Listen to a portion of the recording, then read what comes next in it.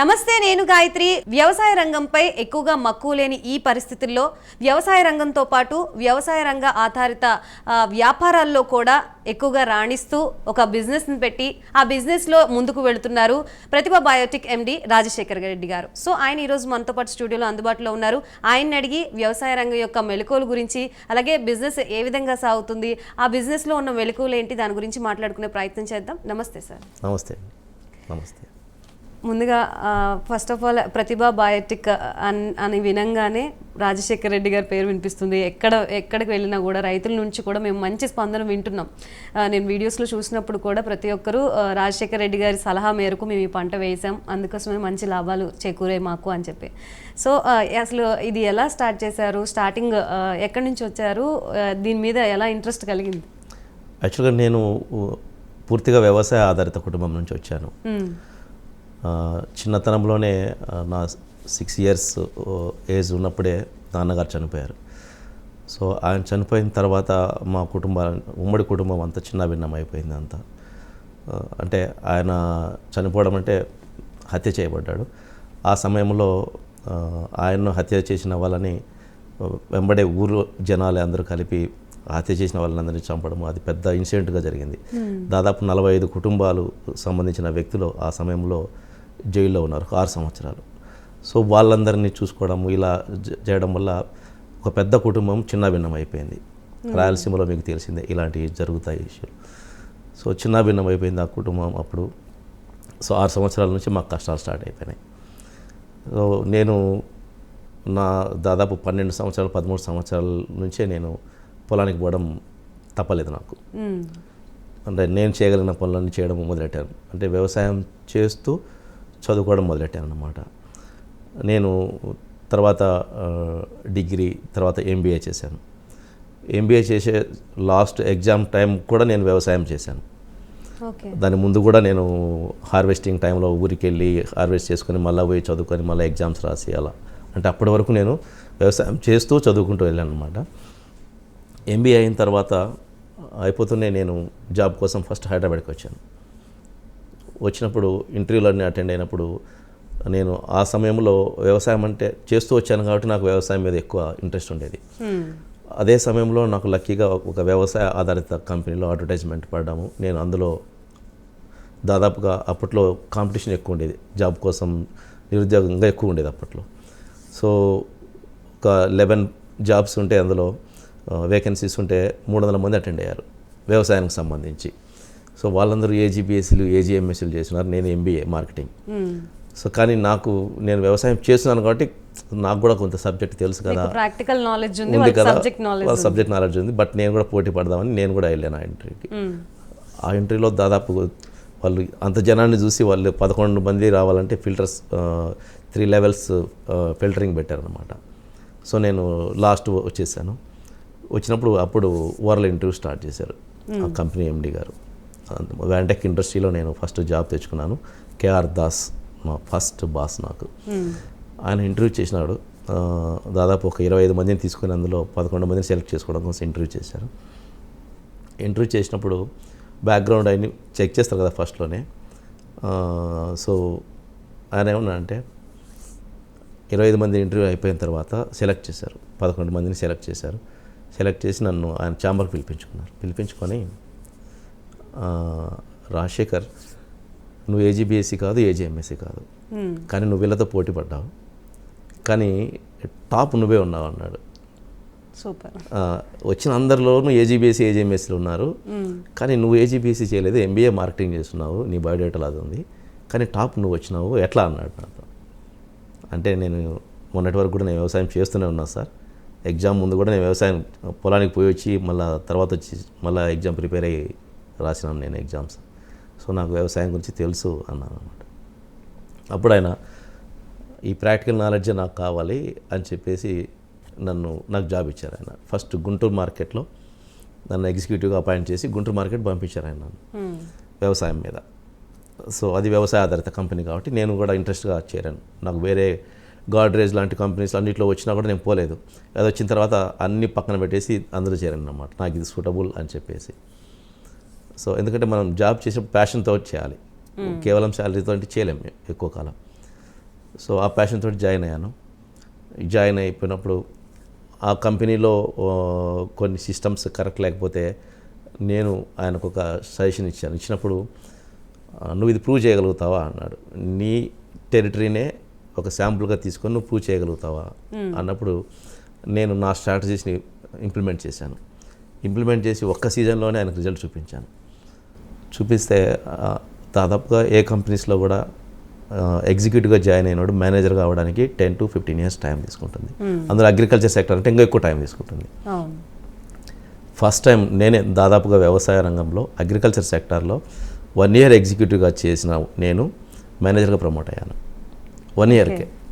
So ఆయన నేను చెప్పి ఛాలెంజ్గా తీసుకొని ఆ శాంపుల్ మార్కెట్లో నేను నా సిస్టమ్స్ని నేను ఇంప్లిమెంట్ చేసి ఆయనకు నెట్వర్క్ డెవలప్ చేసేసాను మంచిగా. బిజినెస్ ఆల్మోస్ట్ వాళ్ళు చేస్తున్న దానికి 3-4 times 1 yearలో చేసి చూపించాను. సో ఆయన ఏం చేశారంటే నాకు రాయలసీమ మేనేజర్గా ప్రమోషన్ ఇచ్చేసి అక్కడ జీరో మార్కెట్ ఉంది, నువ్వు వెళ్ళి అక్కడ డెవలప్ చేసుకో మార్కెట్. నాకు అర్థమైపోయింది నీ స్ట్రాటజీస్ ఇవన్నీ. సో మిగతా అన్ని నేను ఇంప్లిమెంట్ చేస్తాను, నువ్వు కూడా ఆ మార్కెట్కి వెళ్ళు, అక్కడ జీరో ఉంది, నువ్వు నెట్వర్క్ డెవలప్ చేయని చెప్పేసి నన్ను పంపించారు. ఒక 10 daysలో నీ కార్ వస్తుంది అని. అంటే ఇవన్నీ కొంచెం నాకు ఎలా ఉంటుందంటే 1 year ఒక మంచి బైక్ కొనుక్కుంటే బాగుంటుంది అలా అనుకుంటాం మనం ఏదైనా జాబ్ వచ్చినప్పుడు అప్పట్లో. సో 10 daysలోనే మళ్ళీ నాకు కారా అలా ఉందన్నమాట నా పరిస్థితి. బట్ అది ఎలా జరిగిందో తెలియదు కానీ డెస్టినీ ఎలా ఉందనేది. ఆయన నాకు ప్రమోషన్ ఇచ్చారు, కరెక్ట్గా ఒక 10 daysకి హార్ట్ అటాక్తో ఆయన చనిపోయారు. ఆయన చనిపోయిన తర్వాత వాళ్ళ కొడుకు వచ్చారు, టేక్ ఓవర్ చేసుకున్నారు కంపెనీని. ఇంకొక మేనేజర్ని అపాయింట్ చేసుకున్నారు మాకందరికి పైన బాస్గా, ఒక జనరల్ మేనేజర్ని. సో ఆయన వచ్చినాక నాకు కష్టాలు స్టార్ట్ అయినాయి. సో అంటే ఆ జనరల్ మేనేజర్ ఉద్దేశం ఎలా ఉందంటే, నేను మేనేజర్ అవ్వడానికి ఇన్ని సంవత్సరాలు పట్టింది, నువ్వు 1 yearలో మేనేజర్ అవుతావు అంటాడు. సో ఫాస్టెస్ట్ గ్రోత్ రావడం కూడా కామెంట్ చేయడము మొదలెట్టాడు. యు ఆర్ జస్ట్ బేబీ అనడము, ఇలా మాట్లాడడము. సో నాకు అది నచ్చలేదు. నేను అంటే మనకు బాస్ కరెక్ట్ లేకపోయినా సరే మనం జాబ్ మానేయాలి, అది నా ఉద్దేశం. నేను అప్పుడు ఆలోచించి నేను ఎండీకి చెప్పాను, సార్ నేను వర్క్ చేయలేను, నాకు వర్క్ ఇవ్వలేదు మీ ఫాదర్, ప్రమోషన్ ఒక మార్కెట్ శాంపుల్గా తీసుకొని నన్ను చేయమంటే నేను చేశాను, సక్సెస్ అయ్యాను, ప్రమోషన్ వచ్చింది. ఈయన ఎందుకు అంతగా బాధపడిపోతున్నాడు అంటే, నువ్వు ఆయన ఫాలో కావాల్సింది, నేనేం చేయలేను అన్నారు. పైన బాస్ కరెక్ట్ లేనప్పుడు నేను ఫాలో కాను, నేను క్విట్ అవుతున్నా అని చెప్పాను. ఆలోచించుకో, 1 yearలో నేను అట్లా ఎలా క్విట్ అవుతావు అన్నాను. అవ్వదు, నా స్ట్రాటజీస్కి ఆయనకు సంబంధం లేదు, నా స్ట్రాటజీస్ నాకు ఉన్నాయి, బట్ అవి నేను మార్కెట్లో ఇంప్లిమెంట్ చేయకుండా నేను ఎట్లా గ్రో అవుతాను.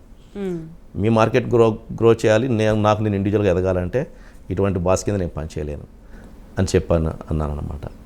సో అప్పుడు ఇంకొక బయోటెక్ కంపెనీ అప్పటికప్పుడే కొత్తగా ఒక 5-6 సంవత్సరాల కింద స్టార్ట్ చేసిన ఒక కంపెనీ, చాలా ప్రాబ్లమ్స్లో ఉన్న ఒక కంపెనీని సెలెక్ట్ చేసుకున్నాను నేను జాయిన్ అయ్యేటప్పుడు.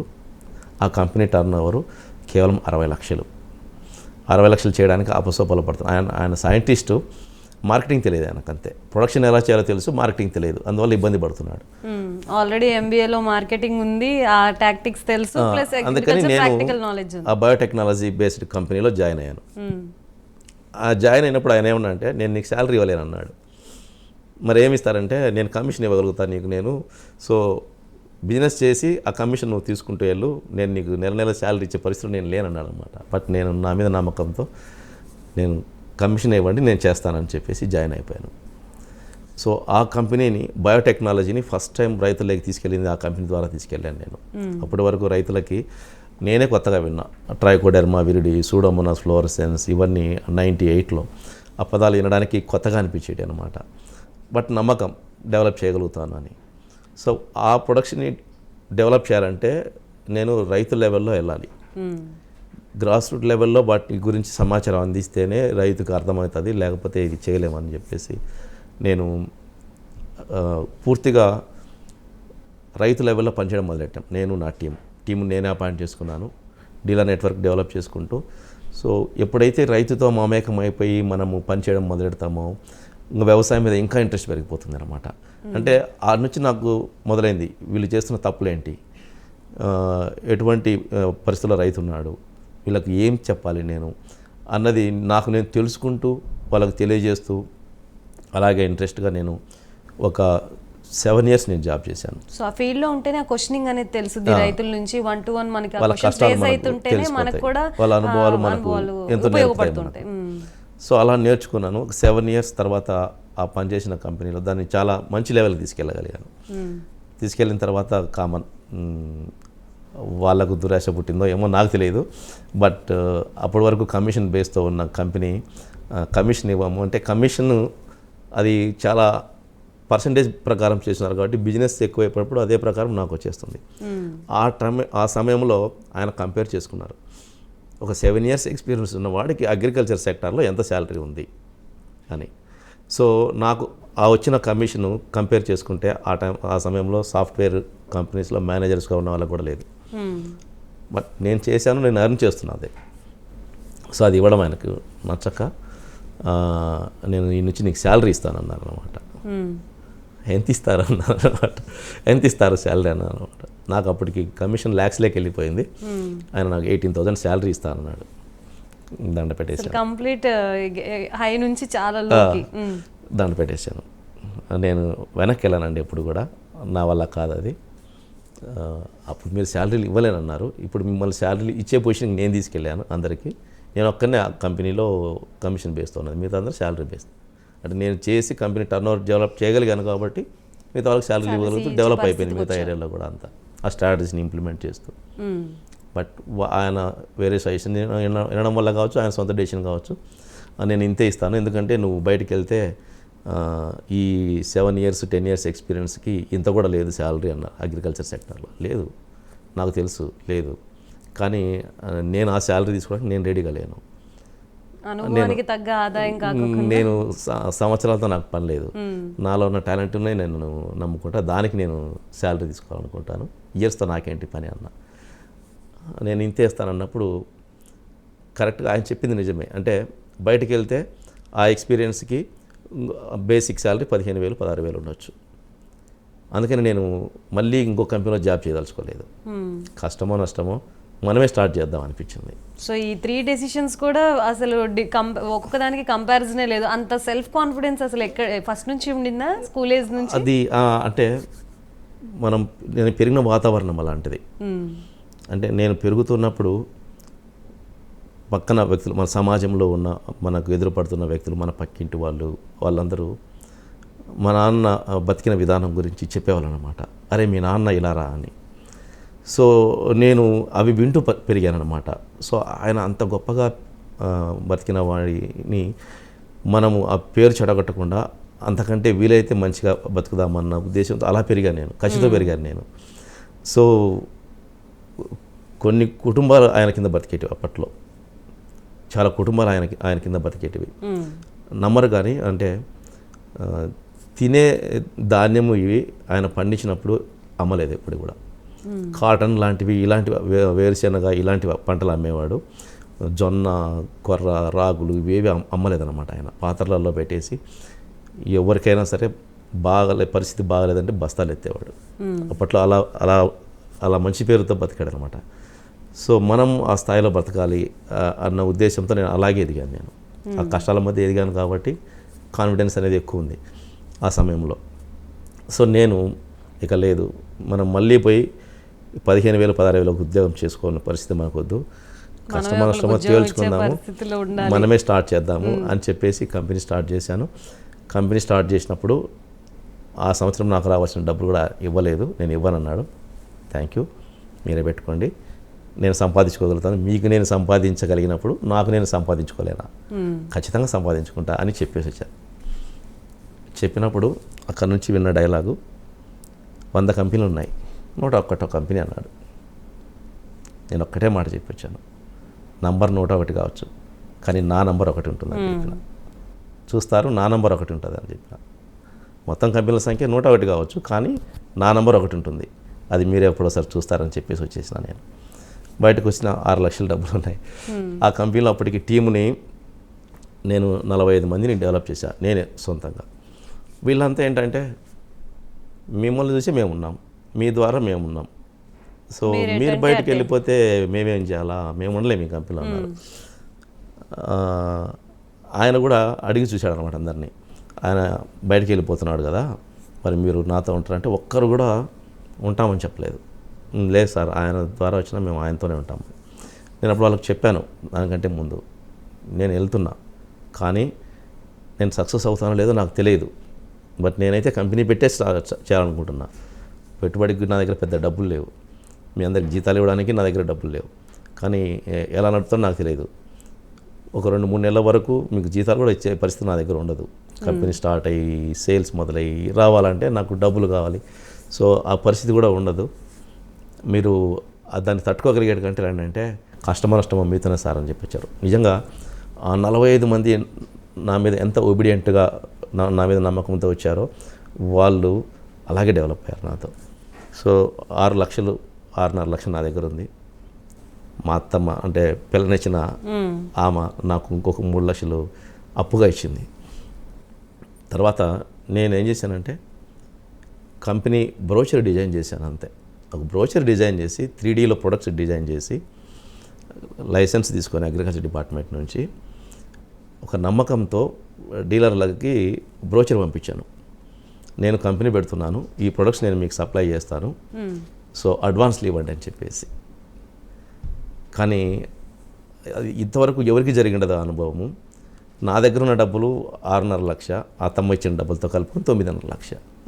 కానీ నాకు దాదాపు 40 లక్షల పైన డీలర్లు అడ్వాన్స్ ఇచ్చారు. మార్కెట్లో అంత పేరుంది అప్పటికే. ఆ నమ్మకంతో వాళ్ళు అడ్వాన్స్గా డబ్బులు ఇచ్చారు. నా దగ్గర సింగిల్ ప్యాకింగ్ కూడా లేదు, నా దగ్గర ప్యాకింగ్ మెటీరియల్ కూడా లేదు నా దగ్గర. కానీ నా డీలర్లు నా మీద నమ్మకంతో నాకు అడ్వాన్స్గా డబ్బులు ఇచ్చారు. సో ఆ డబ్బులతో కంపెనీ స్టార్ట్ అయింది. టు బీ ఫ్రాంక్, నా డబ్బులతో కూడా కాదు. సో గుడ్ విల్ మీద ఉన్న మార్కెట్లో ఉన్న గుడ్ విల్ మీద నేను అడ్వాన్సులు తెచ్చుకోగలిగాను. అదే ఇన్వెస్ట్మెంట్ అయింది. సో ఫైనాన్షియల్ ఎక్స్ప్రెస్లో కూడా వచ్చి ఉంటుంది, గుడ్ విల్ ఇన్వెస్ట్మెంట్ అని చెప్పేసి ఒక హెడ్లైన్ పెట్టేసి నా స్టోరీ రాశారు అన్నమాట, గుడ్ విల్ ఇన్వెస్ట్మెంట్ అని చెప్పేసి. సో ఓన్లీ గుడ్ విల్తో ఇన్వెస్ట్మెంట్ వచ్చింది. సో అక్కడ నుంచి కంపెనీ స్టార్ట్ అయిపోయింది. మంచిగా ప్యాకింగ్ డిజైనింగ్ కావచ్చు, క్వాలిటీ కావచ్చు, అన్నీ మెయింటైన్ చేస్తూ every year double turn over చేసుకుంటూ వచ్చాను. కరెక్ట్గా నేను ఒక 6 ఇయర్స్కే ఫస్ట్ ప్లేస్ని హిట్ చేసేసాను. ఓకే. సో అప్పట్లోనే అంటే అప్పట్లో హండ్రెడ్స్ ఆఫ్ క్రోర్స్లో టర్న్ ఓవర్లు ఎవరు లేరు. బయోటెక్నాలజీ బేస్డ్ కంపెనీస్ అన్నీ మ్యాక్సిమం అంటే 15 crores ఇలా ఉన్నారు అందరూ, ఆ పొజిషన్లో ఉన్నారు అందరూ. ఆ సమయంలోనే నేను 23 crores కట్ట వెళ్ళిపోయాను 6 ఇయర్స్లోనే. సో ఆ పొజిషన్కి వెళ్ళాను. అక్కడ నుంచి ఇంకా వన్స్ ఒక ప్లేస్కి వెళ్ళిపోయిన తర్వాత ఇంకా డెవలప్మెంట్ అనేది చాలా ఈజీ అయిపోతుంది. మనము దాన్ని ఫాలో అవ్వకుండా చూసుకుంటే చాలు ఎక్కడికో వెళ్ళిపోతుంది. సో స్ట్రాటజీస్ మార్చి స్టాఫ్ని కూడా only farmer base market create చేశాను నేను, డీలర్ బేస్ మార్కెట్ క్రియేట్ చేయలేదు నేను. అంటే ఫార్మర్ బేస్ అంటే కాన్సెప్ట్ సెల్లింగ్, ఇన్ఫర్మేషన్ ఇవ్వడము, తర్వాత ప్రోడక్ట్ని మార్కెట్ చేయడము. సో నేను దీన్ని నమ్ముకున్నాను, కాన్సెప్ట్ సేల్స్ని నమ్ముకున్నాను అనమాట. అంటే నా మార్కెటింగ్ లైఫ్ని ప్రభావితం చేసిన ఒక సామెత, అంటాం కదా మనం, ఒక సామెత ఉంది, sell the sizzle not the steak అని. Sell the sizzle not the steak అంటే ఏంటంటే, స్టీక్ అంటే చేప ముక్కని స్టీక్ అని, సిజిల్ అంటే దాన్ని వేయించినప్పుడు వచ్చే సౌండ్. సో ఆ శాస్త్రవేత్త ఏం చెప్పాడంటే, చేప ముక్కని నమ్మకు, చేప ముక్కని వేయించినప్పుడు వచ్చే సౌండ్ నమ్మ అని చెప్పాడు అనమాట. సో అది నేను చదువుకున్నప్పుడు అది నా మీద చాలా ఇన్ఫ్లుయెన్స్ ఉంది. సో అంటే కాన్సెప్ట్ సేల్స్ గురించి ఒక 1 wordలో చెప్పిన ఇది. అంటే ఆయన కూడా ఆ సామెత ఎలా వచ్చిందంటే, ఒక ఫుడ్ స్ట్రీట్లో వెళ్తున్నప్పుడు ఒక చేపలు వేసి ఫ్రై చేసి అమ్ముతున్నవాడు అట్రాక్ట్ చేయడం కోసం అది ఆ పెనం మీద సౌండ్ వచ్చేలా చేస్తున్నాడు అనమాట. ప్రతిసారి వాటర్ చల్లడము ఇలా దాన్ని సౌండ్ చేస్తూ ఆ సౌండ్కి జనాలను అట్రాక్ట్ చేస్తున్నాడు అనమాట. అప్పుడు ఆ సైంటిస్ట్కి ఏమనిపించిందంటే, ఇప్పుడు చేప ముక్కలు అమ్మట్లేదు, దాని నుంచి వస్తున్న సౌండ్ నమ్ముతున్నాడు, చేస్తున్నాడు. సో అలా అనిపించి ఆ సామెతని తన బుక్లో పెట్టాడు అనమాట. సో నేను దాన్ని అలాగే పట్టుకున్నా, మనం ఇలాగే చేయాలి అని. అందుకనే నా స్టాఫ్కి ఎప్పుడు కూడా ఫార్మర్ మీటింగ్ పెట్టావంటే ప్రోడక్ట్ గురించి మాట్లాడితే నేను ఉద్యోగం నుంచి తీసేస్తా అని చెప్తా. నువ్వు వ్యవసాయం గురించే మాట్లాడు, వాళ్ళకున్న ప్రాబ్లమ్స్ గురించి మాట్లాడు, వాళ్ళ సమస్యని టచ్ అయ్యి వాళ్ళ సమస్యకి పరిష్కారం చూపి, వాళ్ళే నిన్ను ఆటోమేటిక్గా ఏ ప్రోడక్ట్ వాడాలని అడుగుతాడు. ఆ క్వశ్చన్ వాళ్ళ దగ్గర నుంచి రావాలా. అలా నేను ట్రైన్ చేశాను. నా టీంను మొత్తం నేను అలాగే ట్రైన్ చేశాను. దాదాపు ఇప్పుడు 500 మంది పైన ఉన్నారు. కంపెనీ పెట్టి 19 సంవత్సరాలు అయిపోయింది, 2005. సో 500 మంది పైన ఉద్యోగస్తులు ఉన్నారు. ఇప్పుడు దాదాపు 600 మంది ఉంటారు. ప్రతి ఒక్కడు వ్యవసాయం గురించే మాట్లాడాలి, ప్రోడక్ట్ గురించి మాట్లాడకూడదు. నాకు వీడియో రావాలి. గ్రూప్స్లో అన్ని వీడియోల్లో కూడా ప్రతి స్టాఫ్ తాను ఫీల్డ్లో ఏదైనా మీటింగ్ పెడితే లేదా 10 మంది రైతులకు చెప్పినా కూడా వ్యవసాయం గురించి మాత్రమే మాట్లాడాలి. ఆ వీడియో నా దగ్గర ఉండాలి, ఆ క్లిప్పింగ్ పోస్ట్ చేయాలి. వాళ్ళు అందులో పొరపాటున ప్రోడక్ట్ గురించి మాట్లాడితే మాత్రం మనకి చివాట్లు పడతాయి. అంటే నీకు చేత కాలేదంట నేను. సో సబ్జెక్ట్ గురించి మనం రైతుతో మాట్లాడి వాళ్ళ లోపాలను టచ్ చేసినప్పుడు ఖచ్చితంగా వాళ్ళకు మన మీద నమ్మకం కలుగుతుంది. అంటే ప్రోడక్ట్ గురించి మనం మాట్లాడితే రైతు ఏమనుకుంటాడంటే వీడు వాడి గురించి వచ్చాడు అనుకుంటాడు. మనం వ్యవసాయం గురించి మాట్లాడితే వీడు నా గురించి వచ్చాడు అనుకుంటాడు. సో నా గురించి వచ్చినాడు అనుకునే దానికి వాడి గురించి వాడు వచ్చాడు అనుకునే దానికి చాలా తేడా కదా, ఆపోజిట్ కదా. సో నేను అది క్రియేట్ చేస్తానన్నమాట. నా కాన్సెప్చువల్ సేల్స్లో అది ఉంటుంది. అందుకే ONBA గురించి మాత్రమే ప్రచారం చేస్తాను నేను ఎక్కడ ప్రోడక్ట్ మార్కెట్ టీవీలో అడ్వర్టైజ్మెంట్ అవన్నీ ఇస్తుంటాం, కానీ మేము ఫీల్డ్ లెవెల్లో మాత్రం ప్రోడక్ట్ గురించి మాట్లాడాం. నేను 3 గంటలు 4 గంటలు మీటింగ్ చెప్పినా సరే మొత్తం వ్యవసాయం గురించి మాట్లాడతా. సో అప్పుడు రైతుకి ఏమవుతుందంటే నమ్మకం ఏర్పడుతుంది. సో నాకు ఇంత నేర్పిస్తున్నాడు కదా, సో ఈయనే నాకు ఏం వాడాలో కరెక్ట్గా చెప్పగలుగుతాడని మన దగ్గరికి వస్తాడు. నేనేం వాడాలా అంటాడు. అప్పుడు మనం చెప్తాం ఈ ప్రోడక్ట్ వాడు, ఈ ప్రోడక్ట్ వాడని. సో ఇలా కాన్సెప్చువల్ సేల్స్తోనే ఈ ప్రతిభా బయోటెక్ అనేది ఇంత స్థాయికి రాగలిగింది. దీనికి టైం పట్టొచ్చు కానీ బట్ గ్రాఫ్ అనేది ఎప్పటికీ పడిపోదు. లైఫ్ టైం గ్రాఫ్ ఎప్పుడు మనకు ఇంక్రీజ్ అవుతూనే ఉంటుంది అన్నమాట గ్రాఫ్ ఎప్పుడు. సో ఆ కాన్సెప్చువల్ సేల్స్ మీద ఈ ప్రతిభా బయోటెక్ పునాదులు ఏర్పడ్డాయి. ఇప్పటికీ లీడింగ్ పొజిషన్లోనే వెళ్తున్నాను.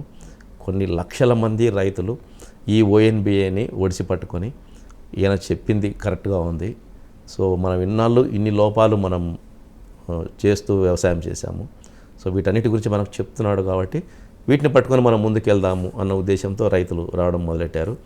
ఇప్పటికి కొన్ని లక్షల మంది ఫాలోయర్స్ ONBAకి, నాకు కాదు ONBAని ఫాలో అవుతానంటే నన్ను ఫాలో అవుతున్నట్టు నేను ఫీల్ అవుతాను అంతే. సో అందుకని దాన్ని ముందుకు తీసుకెళ్ళాను. దాంతోపాటు నా పేరు బయటకు వచ్చిందనమాట అలా. సో చాలామంది రైతులు వాళ్ళు చెప్తున్నప్పుడు ఇంత లాభం నాకు వచ్చింది సార్, నేను ఇంత పంట తీసాను సార్, నేను గర్వంగా చెప్పుకుంటున్నప్పుడు లేదా నా ఫార్మర్స్ గ్రూప్స్లో వాళ్ళు పోస్టింగ్ చేసినప్పుడు రోమాలు నిక్కబొడుచుకుంటుంటాయి. అంటే ఒక్కసారి ఆ కిక్ అనేది మనకు అలవాటు అయిపోతే ఇక అట్టే వెళ్ళిపోతాం, మళ్ళీ వెనక్కి రాలేమన్నమాట. సో వ్యవసాయ రంగంలో ఆ కిక్ని నేను ఎంజాయ్ చేస్తున్నా. ప్రతిరోజు ఒక రైతుకి సమస్య గురించి పరిష్కారం చెప్పడం వాళ్ళ ద్వారా కావచ్చు, లేదా వాళ్ళు పరిష్కరించుకొని సంతోషంగా మనకు తిరిగి కాల్ చేసి చెప్పినప్పుడు కావచ్చు, వాళ్ళు మంచి పంట తీసుకున్నప్పుడు కావచ్చు. ఒక రైతు, గుంటకల్ రైతు, నాకు అది అన్నిటికంటే మోస్ట్ హ్యాపీయెస్ట్ మూమెంట్ అన్నమాట నా లైఫ్లో. 4 ఎకరాల రైతు నేను చెప్పిన పద్ధతిని పాటించి మంచి దిగుబడి తీసి నాకు ఫోన్ చేసి మీ పద్ధతి వల్ల నేను 1 ఎకరం భూమి కొన్నా సార్ అన్నాడు. అంతకుమించి ఆనందం లాభం తీసి నేను భూమి కొన్నానగానే నాకు టక్కన కళ్ళలో నీళ్ళు వచ్చేసాయి. అంటే ఆ రైతు అంత ఆనందంతో నాకు చెప్పాలన్న తాపత్రయంతో ఫోన్ చేసి రైతుల నుంచి లాభం వచ్చింది అని చెప్పడమే అరుదుగా ఉన్నారు రోజుల్లో. నేను 4 ఎకరాల పంటతో నేను 1 ఎకరం భూమి కొన్నా అన్నాడు. అసలు ఎంత సంతోషం వేసిందంటే అంటే ఈ అనుభవాలు ఇవన్నీ ఏమవుతుందంటే రైతుతో ఇంకా బాగా మమేకం అవ్వాలి, వాళ్ళ కష్టాలు తీర్చాలి. అంటే వాళ్ళ కష్టాలు తీర్చి మనం సంపాదించుకోవడంలో తప్పేం లేదు, కానీ వాళ్ళని స్క్వీజ్ చేసి సంపాదించుకోవడం తప్పు. ఎక్కువ కంపెనీలు చేస్తున్న తప్పు అదే. డీలర్స్ కానీ ఎక్కువ కంపెనీలు కానీ ఏంటంటే ఫార్మర్ని, అన్ఎడ్యుకేటెడ్ ఫార్మర్ని ఎలా స్క్వీజ్ చేయాలని చూస్తారు. బట్ అది నేను తప్పుగా భావించినాను. వాడికి లాభం ఇచ్చి నువ్వు 10 రూపాయలు, వాడికి 50 రూపాయలు లాభం వచ్చేలా చేసి అందులోంచి నువ్వు 10 రూపాయలు తీసుకో, తప్పలేదు. సో మొత్తం నేనే దోచేసుకోవాలా, వాడు ఎట్నజావని నా ప్రొడక్ట్ కొట్టు స్ప్రే చేయాలా, లేకపోతే భూమిలో వేయాలా, వాడికి ఫలితం వచ్చిందా లేదా నాకు పని లేదు. అట్రాక్టివ్ స్కీమ్స్ పెడదాము, డీలర్స్ని అట్రాక్ట్ చేసి అమ్మిద్దాము. డీలర్స్ కూడా ఎలా ఉంటారంటే ఈ అన్ఎడ్యుకేషన్ ఫార్మర్లో ఉన్న దాన్ని అవగాహన రాహిత్యాన్ని వాళ్ళు అడ్వాంటేజ్గా తీసుకొని ఏ పడితే రికమెండ్ చేయడము, ఏదో రకంగా ముందు సేల్ చేసేద్దాము అని చూస్తారు. సో వాళ్ళకు తెలియదు వ్యవసాయం గురించి. అందువల్ల నేను ఒక సపరేట్ ట్రాక్ ఎంచుకున్నా, ఈ ఓఎన్బి అనే ఒక ట్రాక్ ఎంచుకొని వాళ్ళలో నేను కలవకూడదు, నేనంటూ ఒక ప్రత్యేక మార్గంలో నడవాలి, రైతు అభిమానం చూరగొని మనం లైఫ్ టైం దీని బ్రాండింగ్ క్రియేట్ చేయాలి, తరాలు ఎవరు వచ్చినా సరే ఈ కంపెనీ ఇలాగే నడవాలి అన్న ఉద్దేశంతో ఈ ఓఎన్బిఏ కాన్సెప్ట్తోనే ప్రతిభా బయోటెక్ని డెవలప్ చేయడం జరిగింది. ఈరోజు బయోటెక్నాలజీ రంగంలో భారతదేశంలో నంబర్ 1 పొజిషన్లో ప్రతిభా బయోటెక్ స్టిల్ కంటిన్యూ అవుతుందంటే కారణం ఫార్మర్ లెవెల్లో కాన్సెప్చువల్ సెల్లింగ్ చేయడం వల్లనే, అవగాహన కలిగిస్తూ మార్కెట్ చేయడం వల్లనే. సో అడగకూడదు, ప్రతిభా బయోటెక్ యొక్క సక్సెస్ సీక్రెట్ ఏంటి అంటే ఏం చెప్తారు? నెక్స్ట్ జనరేషన్ యూత్ కూడా ఈ మార్గంలో వెళ్ళాలి అనుకునే వాళ్ళకి మీరు ఇచ్చే సలహాలు? ఎప్పుడైనా సరే నేను నమ్ముకున్న ఇదే చెప్పాను కదా, cell the sizzle not the stick. అంటే కాన్సెప్చువల్ సెల్లింగ్ ఉండాలి మార్కెటింగ్లో, ఎప్పుడు కూడా ప్రొడక్ట్ సెల్లింగ్ ఉండకూడదు. కాన్సెప్చువల్ సెల్లింగ్ మీరు కనుక ఎంచుకున్నారంటే ఇప్పుడున్న జనరేషన్స్, మీరు కావచ్చు, నేను కావచ్చు, ఎవరైనా సరే సర్వీస్కి ప్రిఫరెన్స్ ఇస్తున్నారు ఎక్కువ. ఎంత సర్వీస్ చేస్తున్నారు అన్నది ప్రిఫరెన్స్ ఉందన్నమాట. ప్రొడక్ట్ కంటే కూడా సర్వీస్ని చూసి ఆ సర్వీస్కి లొంగిపోతారు ఎవరైనా. సో ఆ సర్వీస్ అనేది ఫస్ట్ ఇవ్వమాట నేను. ఆ సర్వీస్ ఇస్తూ అంటే ఇన్ఫర్మేషన్ ఇవ్వడం. సర్వీస్ అంటే అగ్రికల్చర్లో నువ్వు ఇన్ఫర్మేషన్ ఇవ్వడం. దేనికైనా బిజినెస్కి మూలాధారం నీడ్, అవసరం. ఆ అవసరాన్ని నువ్వు పట్టుకోవాలి. అవసరాన్ని పట్టుకొని ఆ అవసరాన్ని నువ్వు తీర్చావా, నువ్వు బిజినెస్లో సక్సెస్ అవుతావు. సో వ్యవసాయంలో అవసరం ఏంటంటే రైతుకి వ్యవసాయ సమాచార లోపం ఉంది, ఆ లోపాన్ని నువ్వు తీర్చినావంటే వాళ్ళ అవసరాన్ని నువ్వు తీర్చినవాడిని అవుతావు. సో వాళ్ళ అవసరాన్ని నువ్వు సాటిస్ఫై చేసినావంటే నువ్వు బిజినెస్ చేయగలుగుతావు, పర్మనెంట్ బిజినెస్ చేయగలుగుతావు. So long term goodwill వస్తుంది, బ్రాండింగ్ వస్తుంది. సో ఎవరైనా సరే ఏ వ్యవసాయ రంగంలో అయినా సరే కాన్సెప్చువల్ సెల్కి ఇంపార్టెంట్ ఇచ్చారంటే తప్పనిసరి వ్యాపార రంగంలో వృద్ధిలోకి రాగలుగుతాము, బ్రాండింగ్ క్రియేట్ చేయగలుగుతాం కస్టమర్ లెవెల్లో. So service more important anywhere. So ఇన్ని స్టేజెస్ దాటుకుంటూ వచ్చారు మీ సెల్ఫ్ కాన్ఫిడెన్స్తో, దానికి బ్యాక్ అండ్ సపోర్ట్ ఎలా ఉండేది ఫ్యామిలీ నుంచి? అది యాక్చువల్గా నేను చేసుకున్న మా ఆవిడ కూడా వ్యవసాయ కుటుంబం నుంచి వచ్చినదే. ఓకే. సో నేను ఎక్స్పెక్ట్ చేయలేదు నాకు ఇంత ఫ్యూచర్ ఉంది, నేను ఈ స్థాయికి వస్తాను అని చెప్పేసి. సో వాళ్ళకు కూడా తన ఎక్స్పెక్టేషన్స్ కూడా ఇంత ఏమి ఉండిండవు తను చేసుకునేటప్పుడు కానీ. బట్ మా బంధువులు కావచ్చు, ఎవరైనా సరే, సో అందరికీ ఇక్కడ ఈ కంపెనీలో ఆధారం కల్పించడము, పరోక్షంగా కావచ్చు, ప్రత్యక్షంగా కావచ్చు, జాబ్స్ ఇవ్వడము, సో వాళ్ళందరినీ చూసుకోవడం, ఇలా చేయడం వల్ల బంధువుల నుంచి కావచ్చు, నా కుటుంబం నుంచి కావచ్చు, ముఖ్యంగా నా కుటుంబం నుంచి నాకు చాలా సపోర్ట్ ఉంది.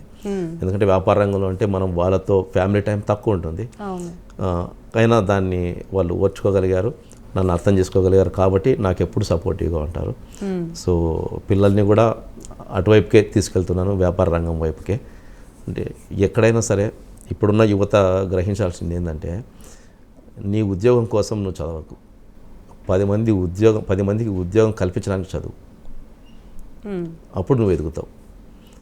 నీ ఉద్యోగం చేసి నువ్వు ఎంతవరకు ఎదుగుతావు అనేది పరిమితులు ఉంటాయి, కానీ 10 మందికి ఉద్యోగం కల్పించే స్థాయికి నువ్వు ఎదిగినావంటే దానికి పరిమితి లేదు, ఎక్కడికో వెళ్ళిపోతావు. సో దాని టార్గెట్ ఆలోచించగలగాలి అంటే నేటి యువతలో అసలు ఆలోచన విధానం చిన్నప్పటి నుంచి ఏ విధంగా ఉండాలి? సెల్ఫ్ కాన్ఫిడెన్స్ బిల్డ్ చేసుకోవాలంటే ముందు పేరెంట్స్లో తప్పు ఉంది ఇక్కడ. నేను చూస్తుంటా, ఎప్పుడన్నా రాజకీయ నాయకులతో కూర్చున్నప్పుడు కొంతమంది వస్తూ ఉంటారు, అక్కడ వాళ్ళ దగ్గరికి వచ్చి మా కొడుకు ఉద్యోగం ఏంటి, ఆడే డిగ్రీ చదివి ఉంటాడు సరిగా, ఆడి దగ్గరకు వచ్చి నువ్వు నీ కొడుకు ఏమో సాఫ్ట్వేర్ చేసి ఉంటాడు, ఇంకోటి చేసి ఉంటాడు, ఆడి దగ్గరికి వచ్చి నీ కొడుకు నువ్వు ఉద్యోగం అడుగుతున్నావు అంటే నువ్వు తప్పు చేస్తున్నావు అని అర్థం. అంటే ఎడ్యుకేషన్ వాళ్ళ ఎడ్యుకేషన్ కోసం నువ్వు అప్పు చేసి ఉంటావు, ఏమో చేసి ఉంటావు. చేసిన తర్వాత వాళ్ళని నువ్వు రిలాక్స్ అవ్వనివ్వకూడదు. ఇప్పుడు ఒకటి తెలుసుకోవాల్సిన జీవిత సత్యం ఏంటంటే, పక్షి తన పిల్లలకు రెక్కలు రాగానే అదే పొడిచి బయటకు పంపించేస్తుంది. ఎందుకు పంపిస్తుంది? బతకమని పంపిస్తుంది బయటికి, కోపంతో కాదు. వాటి మీద కోపంతో కాదు కదా అది పొడిచి దాని గూట్లోంచి బయటకు పంపేది. ఇక మీరుగా బతకండి అని ఒక పక్షి ఆ పిల్లల్ని పొడిచి బయటకు పంపిస్తుంది. ఇక్కడ తల్లిదండ్రులు ఏం చేస్తారు తెలిసిన, చదివించిన తర్వాత కూడా వాడు ఉద్యోగం కోసం వెతకకుండా, వాడు వెతకకుండా ఈయన ఇంట్లో కూర్చోబెట్టుకుంటాడు. మీరు చేస్తున్న తప్పు అదే. మీ పిల్లల్ని చదువు అయిపోయిన తర్వాత ఇంట్లోకి రానివ్వకూడదు. వాడు ఏదో రకంగా తిప్పలు పడి ఏదో ఒక ఉద్యోగం సంపాదించుకొని వాడికి వాడు తెలుసుకోగలగాలి, సమాజంలో వాడు కష్టాలు పడాలి. ఈజీగా ఏది వస్తుందని వాడి ఇంట్లో కూర్చొని నీకు ఉద్యోగం నేను ఎందుకు పెడతాలేరా అని చెప్పేసి ఈయన తిరుగుతూ ఉంటాడు రాజకీయ నాయకుల చుట్టూ. చాలా మంది పేరెంట్స్ కూడా బిజినెస్ పెడతాను అన్నా కూడా వద్దు, ఎందుకు, లాభం వస్తుందో నష్టం వస్తుందో ఎవరికి తెలుసు, అదేదో జాబ్ చేసుకుంటే లాభమే కానీ నష్టం ఉండదు కదా అనే కాన్సెప్ట్ లోకి వెళ్ళిపోయారు. అలా అంటే చదువు అయిపోతూనే ఇంట్లో కూర్చోబెట్టడం తప్పు. వాడిని బయట తరిమేయాలి అంతే. వాడు ఏ పాటు పడతాడో పడని, ఎంత ఉద్యోగం తెచ్చుకొని ఆ కష్టాలు పడ్డప్పుడు వాడు బిజినెస్ చేయడానికి వాడే అనుభవాలు తెచ్చుకుంటాడు. మన వాళ్ళు ఇది చేయరు. మిగతా దేశాల్లో మీరు చూడండి 10th క్లాస్ తర్వాతనే వాడు చదువుకుంటూ ఒక రెస్టారెంట్లో పనిచేస్తుంటాడు, లేదంటే పెట్రోల్ బంక్లో పనిచేస్తుంటాడు, ఏదో ఒక షాప్లో పనిచేస్తూ ఉంటాడు, పార్ట్ టైం జాబ్. అంటే వాళ్ళకి అలాంటి కల్చర్ అలవాటు చేశారు. వాడుగా ఎదగడం అనేది ఒక కాన్ఫిడెన్స్ని క్రియేట్ చేస్తుంది. మన వాళ్ళు అట్లా కాదు, వీడికి అన్నీ సమకూరుస్తారు మంచిగా. వీడు అప్పు చేసైనా సరే వాడికి అన్నీ సమకూరుస్తారు. చదువు అయిపోయిన తర్వాత వాడు ఉద్యోగం తెచ్చుకోలేకపోతే వాడిని ఇంట్లో కూర్చోబెట్టుకొని వాడి ఉద్యోగం కోసం ఈయన తిరుగుతూ ఉంటాడు రాజకీయ నాయకుల చుట్టూ. నేను అటువంటి వాళ్ళు చాలామందిని తిడతా డైరెక్ట్గా. ఎవరైనా వచ్చి ఉద్యోగం కూడా కానీ బుద్ధి లేదా నీకంట, వాడిని చదివించినావు అని బయట తరిమే, వానికి ఎందుకు అన్నం పెడుతున్నావు, వాడు ఇంకా నీకు అన్నం పెట్టాలి, నువ్వు ముందు బయట తరిమే, ఈయన దగ్గరికి ఎందుకు ఉద్యోగం ఇచ్చినావు, ఆయనకి ఏముంది ఆయన.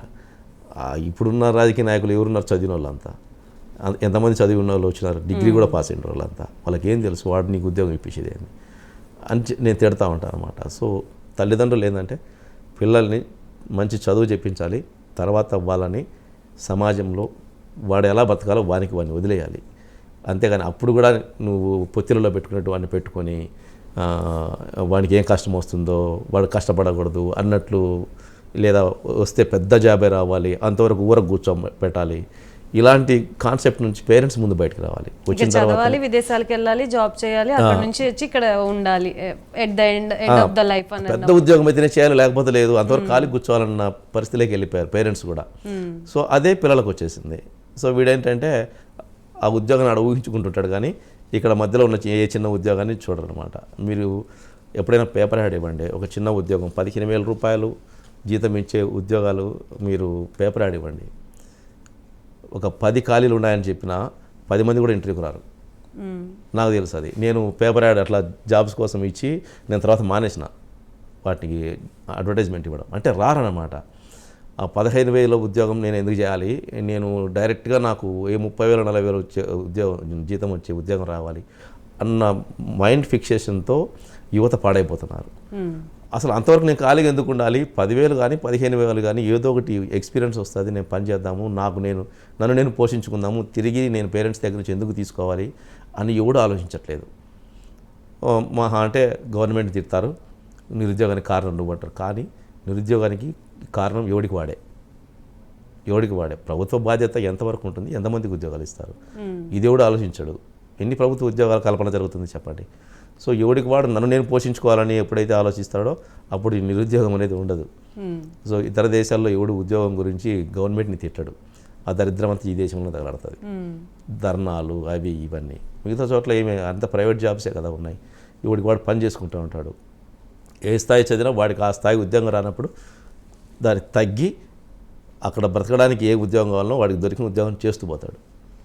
అది యువత అలవాటు చేసుకుంటే మన దేశంలో కూడా నిరుద్యోగ సమస్య వెళ్ళిపోతుంది, వ్యాపారస్తులు పెరిగిపోతారు, బిజినెస్ పెరుగుతుంది. ప్రతిభ బయోటిక్ దానికి సోషల్ రెస్పాన్సిబిలిటీ యాక్టివిటీస్ కింద మీరు ఏమేమి చేస్తుంటారు?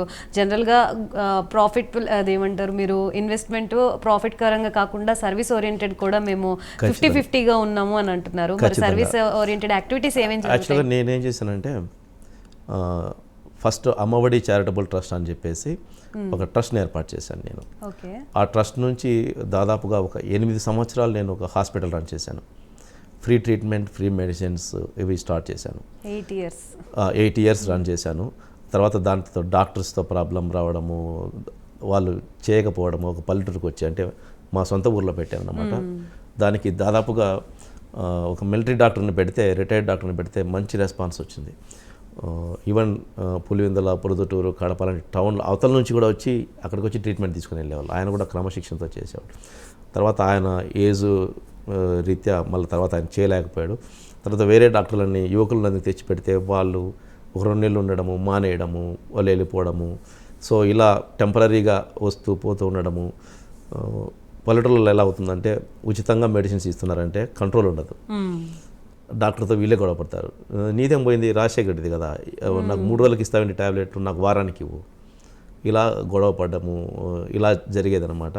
సో అది కంట్రోల్ చేయడం కష్టం అనిపించింది. తర్వాత దాన్ని ఆపాను. దాని తర్వాత స్కూల్స్కి కంప్యూటర్స్ ఇలా ఇవ్వడము, ఇలా పనులు చేసుకుంటూ వచ్చేవాడిని. ఎవరికైనా చదువుకు హెల్ప్ చేయడము ఇలాంటివి, అన్నదానాలు చేయడం ఆ ట్రస్ట్ ద్వారా. తర్వాత ఏం చేశానంటే వ్యవసాయానికి సంబంధించి మనం మంచిగా చేయాలి, ఒక పర్మనెంట్ ప్లాట్ఫామ్ వాళ్ళకు క్రియేట్ అవ్వాలన్న ఉద్దేశంతో ఆర్ఎం కిసాన్ సెంటర్ అని చెప్పేసి సొంత గ్రామంలోనే 90 ఎకరాల్లో ఒక రీసెర్చ్ సెంటర్ ఒక 2 years బ్యాక్ మనం స్టార్ట్ చేసామన్నమాట ప్రతిభా బయోటెక్ తరపున, ఆర్ఎం కిసాన్ సెంటర్ అని. అందులో అన్ని రకాల పండ్ల తోటలు, అన్ని రకాల వాణిజ్య పంటలు కల్టివేట్ చేస్తూ రైతుకి అక్కడ ప్రత్యక్షంగా వాళ్ళకి అనుభవాలన్నింటినీ పరిచయం చేస్తూ ఒక రోజంతా అక్కడ ప్రతి 4వ శనివారము మార్నింగ్ 10 నుంచి ఉదయం 10 గంటల నుంచి సాయంత్రం 6 గంటల వరకు ట్రైనింగ్ ఉంటుంది. వాళ్ళకు ప్రత్యక్షంగా అన్ని పంటలు చూపిస్తాము, ఎలా చేసుకోవాలి, ఎలాంటి పద్ధతులు అవలంబించాలని. ప్లస్ ఒక సౌండ్ ప్రూఫ్ ఏసీ థియేటర్ ఉంది, మంచిగా డిజిటల్ బోర్డ్స్ మీద వాళ్ళకు ఎలాంటి పద్ధతులు చేసుకోవాలి అని పూర్తిగా ఒక మంచి ఎక్స్పీరియన్స్ తోటి వాళ్ళకు ట్రైనింగ్ ఇస్తాము. భోజనం కూడా ఫ్రీ అన్నమాట. ఒక 150 మంది కెపాసిటీ ఉంటుంది. సో ఎవ్రీ మంత్ ఒక పర్మనెంట్ ప్లాట్ఫామ్ అక్కడ క్రియేట్ చేసాము. ఇంకా దాన్ని డెవలప్ చేస్తూనే ఉన్నాం, ఆన్గోయింగ్ ప్రాసెస్ అది. ఇంకా చాలా రీసెర్చ్ సెంటర్స్తో టైప్ పెట్టుకొని, విదేశీ రీసెర్చ్ సెంటర్స్తో వాటితో టైప్ పెట్టుకొని టెక్నాలజీని అంతటిని రైతులకు పరిచయం చేయాలి అన్న ఉద్దేశంతో ఆర్ఎం కిసాన్ సెంటర్ అని సర్వీస్ ఓరియంటెడ్ సెంటర్ని అక్కడ స్థాపించడం జరిగింది. సో నాకు తెలిసి భవిష్యత్తులో దేశం మొత్తం ఆ రీసెర్చ్ సెంటర్ గురించి మాట్లాడుకునే పరిస్థితిలోకి దాన్ని తీసుకెళ్తాను నేను. రైతులు కూడా సక్రమంగా వినియోగించుకోండి ఆర్ఎం కిసాన్ సెంటర్ గురించి. మీకు యూట్యూబ్లో కూడా ఉంది దాని గురించి. ఆ నంబర్స్కి మీరు కాంటాక్ట్ అయ్యి రిజిస్ట్రేషన్ చేసుకొని ట్రైనింగ్కి రండి. అంతా ఫ్రీ అక్కడ, మీకు ఎక్కడ ఏమీ ఛార్జ్ చేయం. ఓకే. సో అదే కాకుండా సాయిల్ టెస్ట్, వాటర్ టెస్ట్ కూడా, ఈవెన్ వాటర్ టెస్ట్ మీరు గవర్నమెంట్ ల్యాబ్స్లో చేయించుకోవాలనుకున్న 1200 రూపాయలు పే చేయాలి. బట్ మీకు పూర్తి రిపోర్టు 100 రూపీస్కే ఇస్తాం అక్కడ. అంటే ఓన్లీ ల్యాబ్కి అయ్యే ఖర్చు, అక్కడ ఆ కెమికల్స్ వాడే ఖర్చు మాత్రమే ఛార్జ్ చేసి సాయిల్ టెస్ట్కి మీరు గవర్నమెంట్ ల్యాబ్స్కి వెళ్తే, నేను విన్నది ఏంటంటే గవర్నమెంట్ వాళ్ళే చెప్పారు నాకు, డిపార్ట్మెంట్ వాళ్ళే, సాయిల్ టెస్ట్కి ఒక ఫార్మర్ వస్తే ఆల్రెడీ ఏదో ఒక రిపోర్ట్లో ఉన్న నంబర్స్ను మార్చేసి వాడికి ఇచ్చేస్తామంతే. యూట్ చేస్తారు అదంతా. ఎంత నువ్వు నమ్ముతున్నావా మేము ప్రతి శాంపుల్ టెస్ట్ చేసి ఎగ్జాక్ట్ రిపోర్ట్ ఇస్తామని? అది జరగదు. గవర్నమెంట్ ల్యాబ్స్లో అంతా ఆ నంబర్స్ని అటు ఇటు మార్చడము, వాడికి ఇచ్చేయడము, వాడేం చేసుకుంటూ వాడు చెక్ చేసుకోవడం కూడా చేసుకోడు, ఎడ్యుకేషన్ వాళ్ళకి లేదు. సో మేము అలాగే ఇస్తాం రిపోర్ట్స్ అన్నప్పుడు. నేను అట్లా కాదు, ప్రతి ఒక్కరిది వాళ్ళు శాంపుల్ ఎలా తీసుకురావాలి, ఆ శాంపుల్ ఎలా కలెక్ట్ చేసుకోవాలి భూమిలో, వాళ్ళ వ్యవసాయ భూమిలో, తర్వాత తీసుకొచ్చిన తర్వాత సమగ్రంగా దాంట్లో ఉన్న ప్రతి ఎలిమెంట్ని చెక్ చేసి, ఈవెన్ కార్బన్ లెవెల్ కానీ పిహెచ్ లెవెల్ కానీ అన్నిటినీ చెక్ చేసి ఏ లోపాలు ఉన్నాయి, ఆ లోపాలు సవరించుకోవడానికి ఏం చేయాలి, రికమెండేషన్స్తో సహా వాళ్ళకి ఇన్ఫర్మేషన్ ఇవ్వాలి అని ఒక ల్యాబ్ పెట్టాము అక్కడ, soil and water testing lab. రైతు ఎవరైనా మట్టి నమూనా తీసుకొస్తే కేవలం 500 రూపాయలు ఛార్జ్ చేస్తున్నాము. 13 రకాల ఎలిమెంట్స్ గురించి పూర్తి సమాచారం ఇస్తాం వాళ్ళకి, ఏమి లోపాలు ఉన్నాయి, వాటిని ఎలా సవరించుకోవాలి, రికమెండేషన్స్ సహా కేవలం 500 రూపాయలు చెల్లిస్తే. సో అదే ప్రైవేట్ ల్యాబ్లో చెక్ చేయిస్తే కనీసం అంటే కనుక 3500 రూపాయలు చెల్లించాలి, కానీ 500 రూపాయలకే అది. సో ఇలాంటి సేవా కార్యక్రమం ఒకటి పర్మనెంట్గా ఒకటి ఏర్పాటు చేసాం. ఆర్ఎం కిసాన్ సెంటర్ పాలగిరి గ్రామం, వీరనాయనపల్లి మండలం, కడప జిల్లాలో ఉంటుంది. ఎన్ని రోజులు ఉంటుంది ట్రైనింగ్ రైతులకి? ప్రజెంట్ అయితే కనుక మంత్లీ వన్స్ ట్రైనింగ్ ఉంటుంది. ఎవరైనా విజిట్ చేసుకోవాలనుకునే వాళ్ళకి అక్కడ ఉన్న వాళ్ళు ఎప్పుడైనా సరే వెళ్ళినప్పుడు చూపిస్తుంటారు. కానీ పర్ఫెక్ట్ ట్రైనింగ్ కావాలంటే నేను మాత్రం మంత్లీ వన్స్ అక్కడ 4th సాటర్డే నేను అటెండ్ అవుతాను. నేనే ఉంటాను, ఆ ట్రైనింగ్ ప్రోగ్రామ్ మొత్తం నేనే రన్ చేస్తాను అనమాట. మిగిలిన సమయంలో ఎవరైనా ఎప్పుడైనా ప్రతి రైతుకి అక్కడ లోపలికి అలో చేస్తారు. సో వాళ్ళు చూసి అక్కడున్న మేనేజర్స్ ద్వారా తెలుసుకోవచ్చు. అక్కడ ఫామ్ మేనేజర్ ఉంటాడు, ఆయన అడిగి తెలుసుకోవచ్చు ఎప్పటికప్పుడు అయినా పోయినా సరే. దానికి ఏమి ఎప్పుడు ఎవరు ఆపరు. బట్ నా ద్వారా ట్రైనింగ్ కావాలంటే 4th సాటర్డే అనౌన్స్ చేస్తాం మేము. అది యూట్యూబ్లో పెట్టడము, సోషల్ మీడియాలో ఆ డేట్ని అనౌన్స్ చేయడం, గ్రూప్స్లో అనౌన్స్ చేయడం, ఇవన్నీ చేస్తాం. సో దాదాపుగా ఒక 150 మంది రైతుల వరకు వస్తారు. మంచిగా ట్రైనింగ్ ఇచ్చి పంపిస్తాం వాళ్ళకి.